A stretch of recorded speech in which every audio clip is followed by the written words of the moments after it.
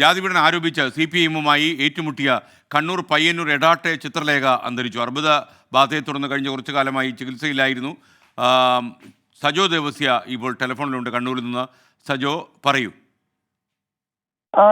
CPM-നെതിരെ നിരന്തരം പോരാട്ടം നയിച്ച ആളാണ് ചിത്രലേഖ. ചിത്രലേഖയുടെ ഓട്ടോറിക്ഷ കത്തിച്ചതുമായി ബന്ധപ്പെട്ട് തന്നെ 2 തവണയോളം 2005-ലും 2023-ലും ഒക്കെ തുടർച്ചയായി തർക്കങ്ങൾ അരങ്ങേറിയിരുന്നു. അങ്ങനെ CPM-നെതിരെ പോരാടിയൊപ്പം ജാതി വിവേചനം താൻ നേരിടുന്നു. CPM ജാതി വിവേചനമാണ് തനിക്കെതിരെ കാണിക്കുന്നത്, അതിനെതിരെയാണ് തന്റെ പോരാട്ടം എന്നൊക്കെ പലതവണ മാധ്യമങ്ങൾക്ക് മുന്നിൽ വന്ന് പറഞ്ഞ് അങ്ങനെ ശ്രദ്ധേയയായ ആളാണ് ചിത്രലേഖ 48-ാമത്തെ വയസ്സിൽ വിടവാങ്ങുകയാണ്. അർബുദ രോഗബാധയെ തുടർന്ന് ആശുപത്രിയിൽ ചികിത്സയിലായിരുന്നു. മരണം ഇന്ന് രാവിലെയാണ് സ്ഥിരീകരിച്ചത്.